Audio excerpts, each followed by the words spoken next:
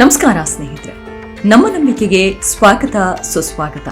ಸ್ನೇಹಿತರೆ, ಇರಾನ್ನ ಸರ್ವೋಚ್ಚ ನಾಯಕ ಅಯಾತುಲ್ಲಾ ಅಲಿ ಖಮೇನಿಯ ಅಂತ್ಯ ಸಂಸ್ಕಾರವನ್ನ ಮುಂದೂಡಲಾಗಿದೆ ಎಂದು ಇರಾನ್ನ ಮಾಧ್ಯಮ ಸಂಸ್ಥೆಯೊಂದು ವರದಿ ಮಾಡಿದೆ.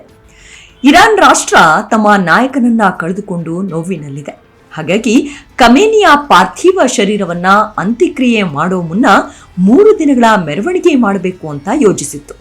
ನಿನ್ನೆ ಅಂದ್ರೆ ಭಾನುವಾರ ರಾತ್ರಿ 10 ಗಂಟೆಗೆ ಟೆಹರಾನ್ನ ಇಮಾಮ್ ಖೊಮೇನಿ ಮಸೀದಿಯಲ್ಲಿ ಅಂತ್ಯಕ್ರಿಯೆ ನಡೆಯಲಿದೆ ಅಂತ ಇರಾನ್ನ ಮಾಧ್ಯಮ ಸುದ್ದಿ ಪ್ರಸಾರ ಮಾಡಿತ್ತು.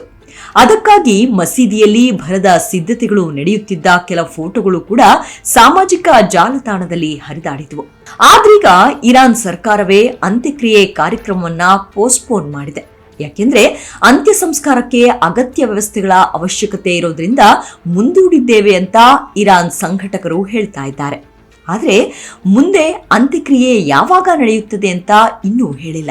ಇಷ್ಟೆಲ್ಲ ಡಿಲೇ ಮಾಡ್ತಿರೋದು ನೋಡ್ತಿದ್ರೆ ಏನಾದ್ರೂ ಪ್ಲಾನ್ ಮಾಡ್ಕೊಂಡಿದ್ಯಾ ಇರಾನ್ ಅಂತ ಅನ್ನಿಸದೇ ಇರೋದು. ಇದರ ಬೆನ್ನಲ್ಲೇ ಇಸ್ರೇಲ್ ಇರಾನ್ಗೆ ಎಚ್ಚರಿಕೆಯನ್ನು ಬಹಿರಂಗವಾಗಿ ನೀಡಿದೆ. ಅದೆಲ್ಲವನ್ನು ಈ ಎಪಿಸೋಡ್ನಲ್ಲಿ ಹೇಳ್ತಾ ಹೋಗ್ತೇನೆ. ಅದಕ್ಕೂ ಮುನ್ನ ನಮ್ಮ ನಂಬಿಕೆಗೆ ನಿಮ್ಮ ಬೆಂಬಲವಿರಲಿ.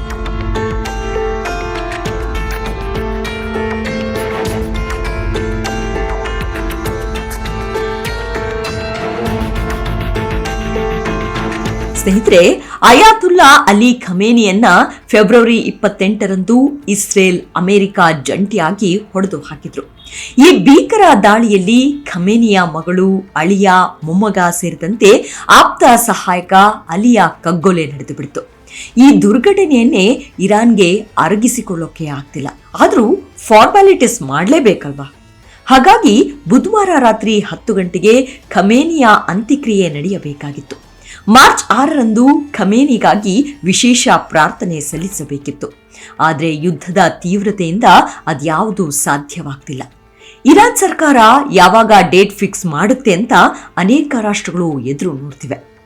ಮುಂದಿನ ಸುಪ್ರೀಂ ಲೀಡರ್ ಯಾರಾಗಬಹುದು? ಎಲ್ಲ ಫಿನಿಶ್ ಆಯ್ತು. Khamenei finish. ಖಮೇನಿ ನಂತರ ಬಂದ ಮತ್ತೊಬ್ಬ ಡಿಕ್ಟೇಟರ್ ಅನ್ನು ಇಸ್ರೇಲ್ ಮಿಸೈಲ್ ಹೊಡೆದು ಹಾಕ್ತು.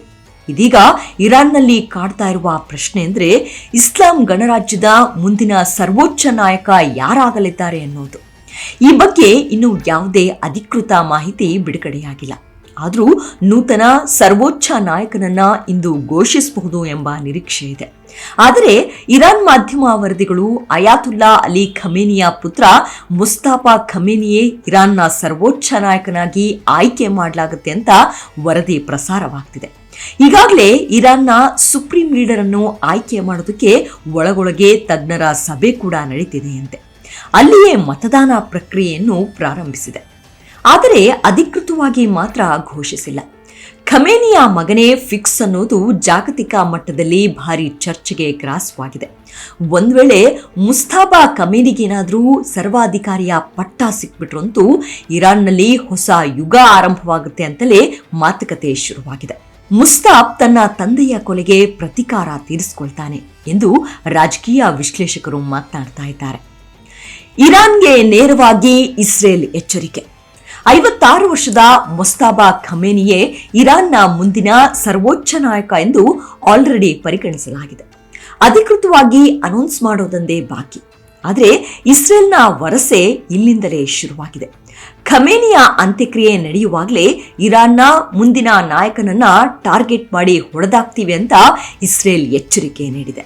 ಅಲ್ಲದೆ ಅಮೆರಿಕಾಗೆ ಬೆದರಿಕೆ ಹಾಕೋದು, ಇಡೀ ಜಗತ್ತಿಗೆ ಬೆದರಿಕೆ ಹಾಕೋದು, ಇಸ್ರೇಲ್ನ ಟಾರ್ಗೆಟ್ ಮಾಡೋದು ಮಾಡಿದ್ರೆ ಯಾರಾದ್ರೂ ಸರಿಯೇ ಅವರನ್ನ ಎಲ್ಲಿದ್ದರೂ ನುಗ್ಗಿ ಹೊಡಿತೀವಿ ಅಂತ ಇಸ್ರೇಲ್ ರಕ್ಷಣಾ ಸಚಿವ ಕ್ಯಾಟ್ಸ್ ನೇರವಾಗಿ ಎಚ್ಚರಿಕೆ ನೀಡಿದ್ದಾರೆ.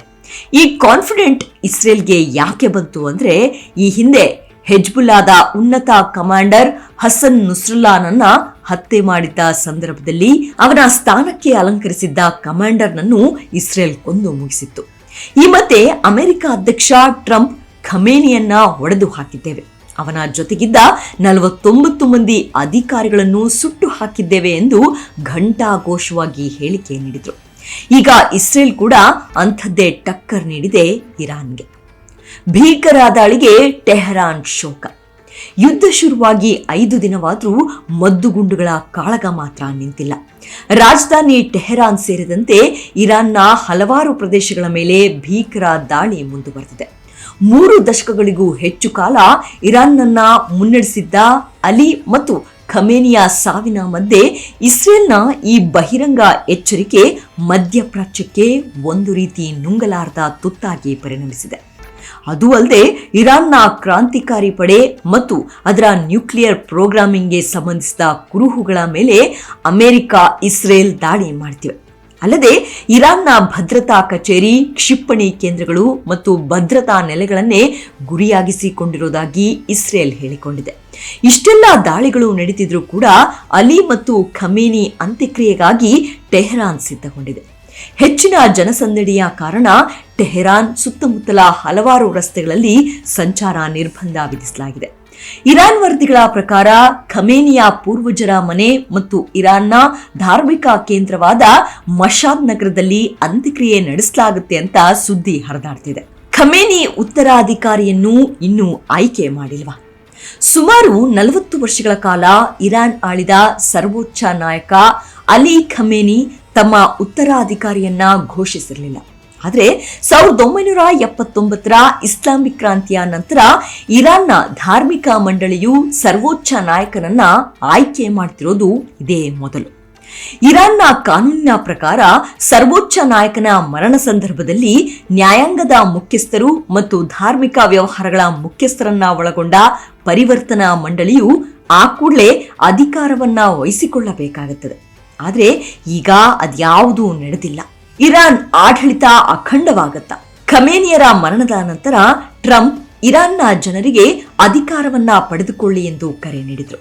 ಇದರ ಬೆನ್ನಲ್ಲೇ ಇಸ್ರೇಲ್ ಪ್ರಧಾನಿ ಬೆಂಜಮಿನ್ ನೆತನ್ಯಾಹು ಕೂಡ ಇದೇ ರೀತಿಯ ಸಂದೇಶವನ್ನ ನೀಡಿದ್ದು, ಇರಾನ್ನಲ್ಲಿ ಸರ್ಕಾರವನ್ನ ಬದಲಾಯಿಸಲು ಒಳ್ಳೆಯ ಅವಕಾಶವಿದೆ ಎಂದು ರಹದಾರಿ ತೋರಿದ್ದಾರೆ.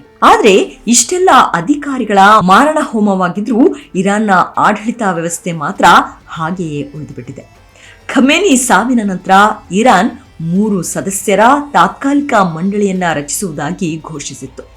ಆದರೆ ಇರಾನ್ನ ಸರ್ವೋಚ್ಚ ನಾಯಕನನ್ನ 88 ಸದಸ್ಯರ ಮಂಡಳಿಯು 8 ವರ್ಷಗಳ ಅವಧಿಗೆ ನೇರ ಮತದಿಂದ ಆಯ್ಕೆ ಮಾಡಲಾಗುತ್ತದೆ. ಆದರೆ ಸದ್ಯದ ಪರಿಸ್ಥಿತಿ ಹೇಗಿದೆ ಅಂದ್ರೆ ಇರಾನ್ ಅತ್ತ ಕಡೆ ಪುಲಿ ಇತ್ತ ಕಡೆ ದರಿ ಎಂಬಂತಾಗ್ಬಿಟ್ಟಿದೆ. ಯಾರನ್ನ ನಂಬೋದು ಬಿಡೋದು ಅನ್ನೋದೇ ತೋಚದ ರೀತಿಯಾಗಿದೆ. ಸರ್ವೋಚ್ಚ ನಾಯಕನಾಗ್ತೀನಿ ಅಂತೇನಾದ್ರೂ ಖಮೇನಿ ಆಪ್ತರು ಬಂದ್ರು ಅಂದ್ರೆ ಅದೇ ಅವರ ಕೊನೆ ಹೆಜ್ಜೆ ಆಗಲಿದೆ ಅನ್ನೋ ಸತ್ಯದ ಅರಿವಾದಂತಿದೆ ಇರಾನ್ಗೆ. ನೋಡೋಣ ಮುಂದೇನಾಗುತ್ತೆ ಅಂತ ಹೇಳಿ. ನಮಸ್ಕಾರ.